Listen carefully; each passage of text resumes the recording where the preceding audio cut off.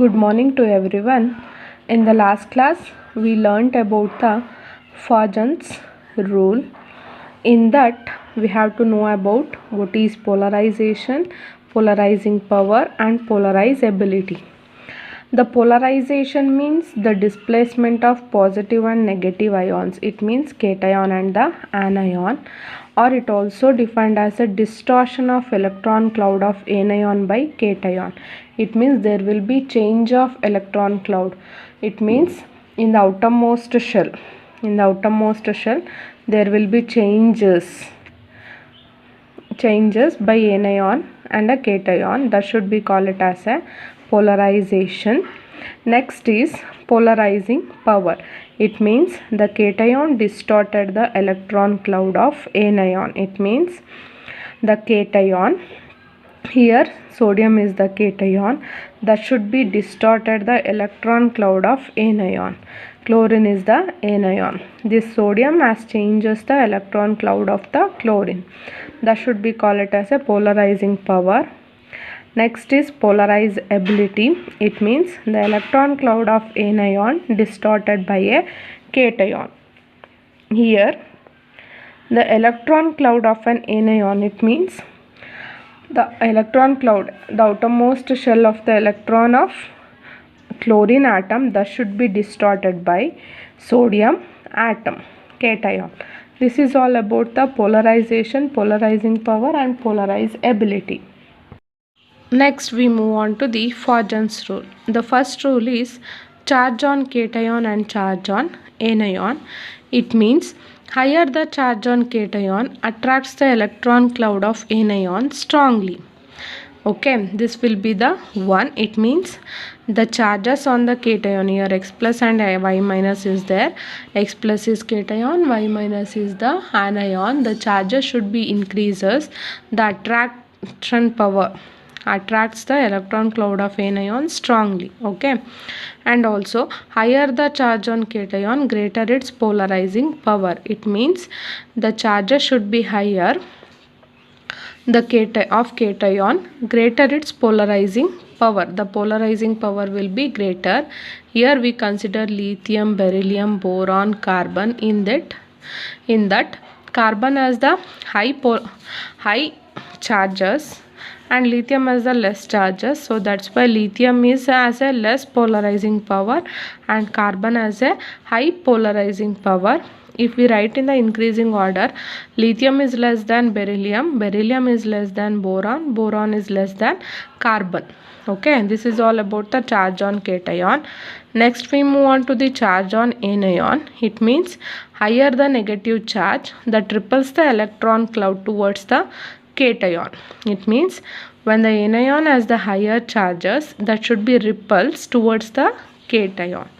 Okay, and then higher the negative charge on anion, it is more strongly polarized. It means it has a higher polarizability. The charges will be negative. Higher negative charges on anion, that is higher polarizability. If we consider carbon, nitrogen, oxygen, fluorine, in that fluorine has a less negative charge and carbon has a higher negative charge, so that's why carbon has a higher polarizability.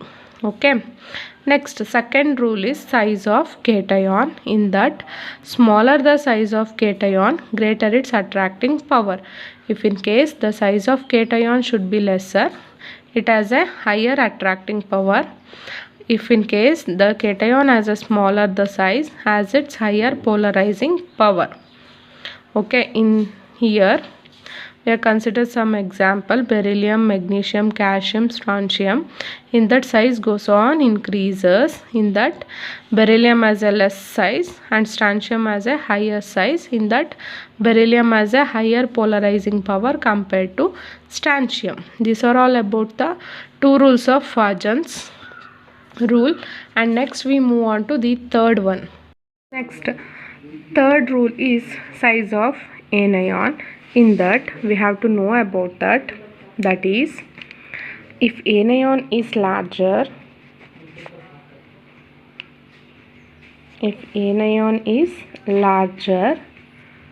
okay, that should be easily electron can be withdrawn towards cation.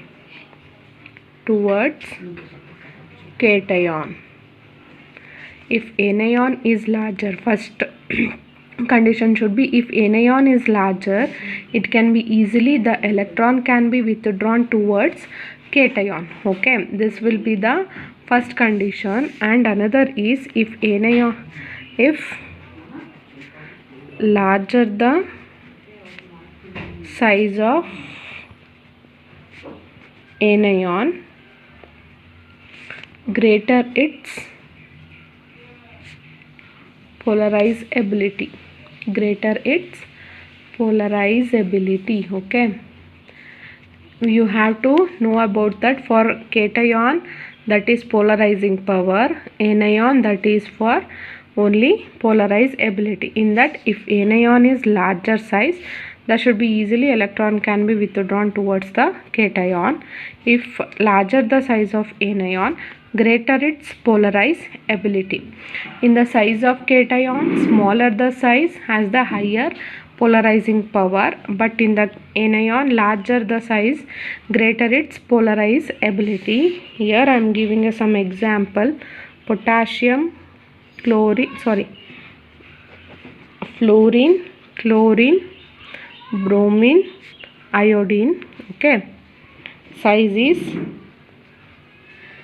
1.36, 1.81, 1.95, 2.16. Okay, here the size will be goes on increasing, the polarizability is also goes on increasing. In that, they are telling if larger the size of anion, greater its polarizability. So that's why which ion has the highest size, that should be have the more polarizability. Here comparing this, fluorine has a less polarizability than chlorine, chlorine has a less polarizability than bromine, bromine has a less polarizability than iodine. In that, iodine has a highest charge, so that's why iodine has a higher polarizability compared to these ions. Okay, if anion is larger,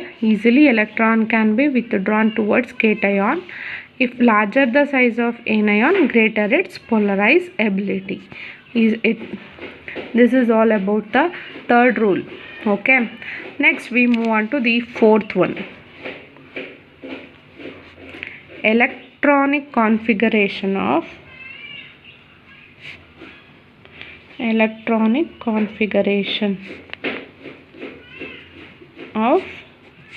cations. Okay, here they are considering same size. Here consider two cations having same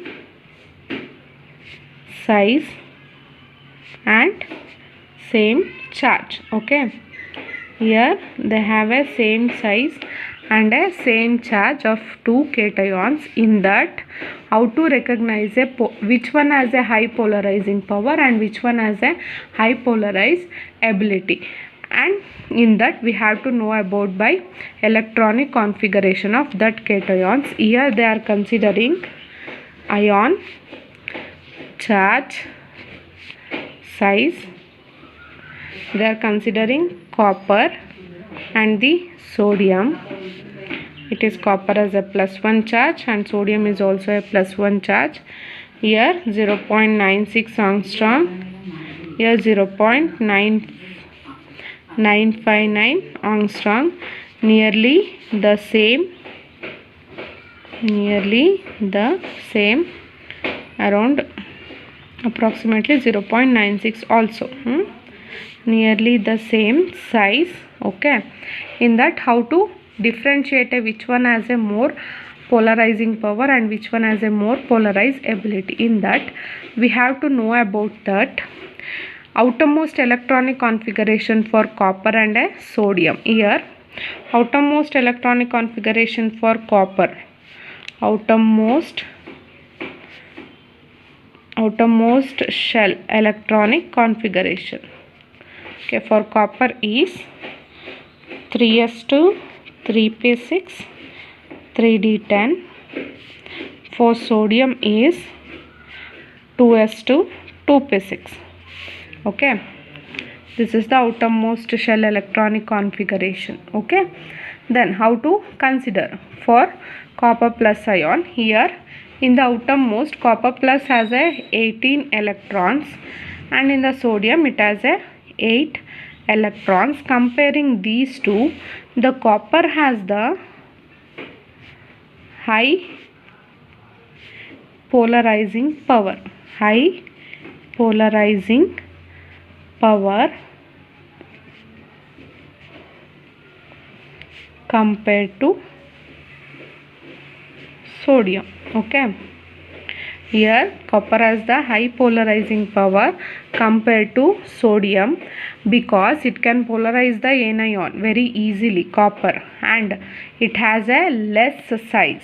Okay, you have to know about that. It has a less size and it has a 18 electron, that should be most stable compared to sodium. According to the characteristics of periodic elements, left to right,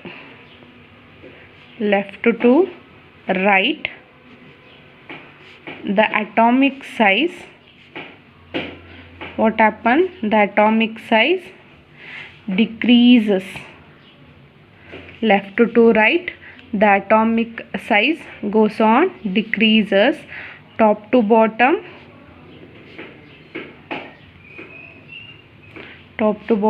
the atomic size increases. Okay, so that's why it has high nuclear charge. From left to right, it has a high nuclear charge,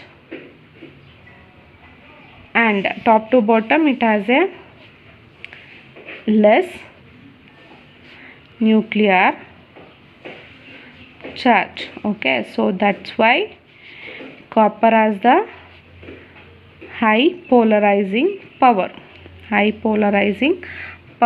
okay, in that because in the size of cation we learn about that smaller the size, that have the more polarizing power. Here left to right, the atomic size decreases, so that's why the copper should be comes from left to right in the D block elements, and in the top to bottom the atomic size increases, sodium.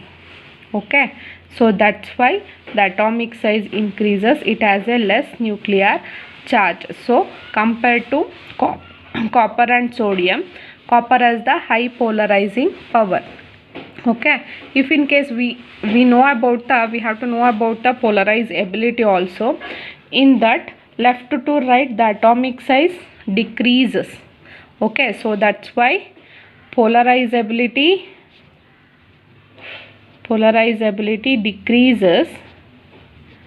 decreases left to right. Okay, polarizability increases top to bottom, because the polarizing power will explain on the smaller size as the high polarizing power, larger size as the less polarizing power. But in the case of polarizability we will consider the size.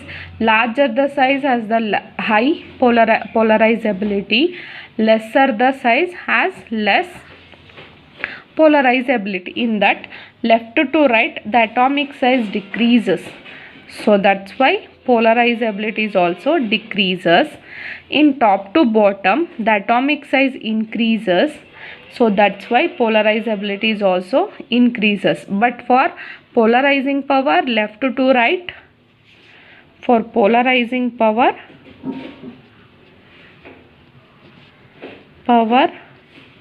increases left to right, polarizing power decreases from top to bottom, because you know that atomic size decreases, here atomic size increases. Okay, here atomic size decreases, atomic size increases. Okay, get the point. These are all about the last rule of Fajan's rule, that is electronic configuration of cations. Here they are considering two cations having same size and nearly same charge. Okay, in that we have to know about the outermost shell of electronic configuration. For copper it has a 18 electron, it has a 8 electron. In comparing to these ions, copper has the high polarizing power compared to sodium, because copper from left to right the atomic size decreases, it has a high nuclear charge. From top to bottom atomic size increases, it has a less nuclear charge, in that it has a less polarizing power. As we move from left to right in the periodic table, size decreases, and hence the polarizing power of cation also increases. Polarizing power of cation increases, and in that the charge also increases. In that charge also increases, here charge decreases. Okay, as we move from top to bottom the size increases and charge remains same, decreases and charge remains same, and the polarizing power decreases. And we move on to the polarizability, decreases from left to right and increases from top to bottom. Okay, in comparing to these, the 18 electron has more polarizing power than the 8 electrons of sodium. Okay, in that copper has the high polarizing power compared to sodium. These are all about the 4 rules. First one is what? Charge on cation and charge on anion. Next, second one is size of cation, and third one is size of anion, and fourth one is electronic configuration of cation. These are all about the Fajan's rule. Next we move on to the bond parameters. Okay, in that the bond contains how many parameters. We have to know about the what are the parameters present in the bond. Before going to that, we have to know about that bond means it needs a 2 electrons that should be mutually sharing, mutually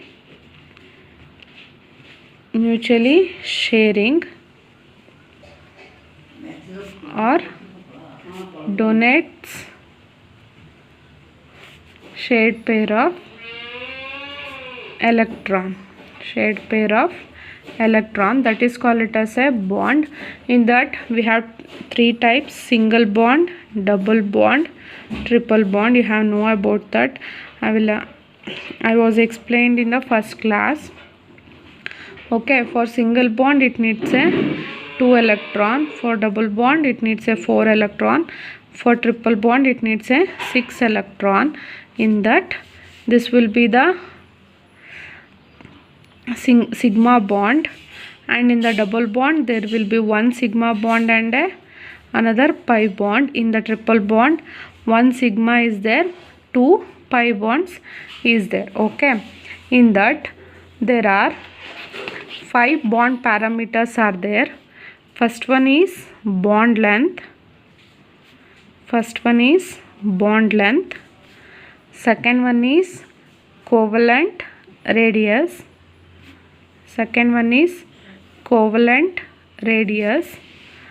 Next, third one is van der Waals radius.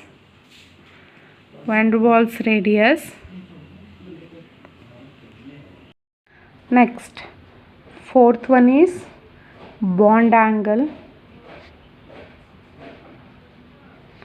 Fifth one is bond enthalpy. Sixth one, bond enthalpy. Sorry, here there are 6 parameters are there. Last one is bond order.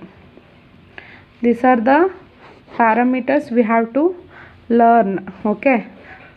First one is bond length, second one is covalent radius, third one is van der Waals radius, fourth one is bond angle, fifth one is bond enthalpy, sixth one is bond order. Okay. Next we learn by one. First one is bond length. Here we have to know about what is bond length. Tell me, what is bond length? It means the distance between the nuclei of two bonds atom. It means the distance between the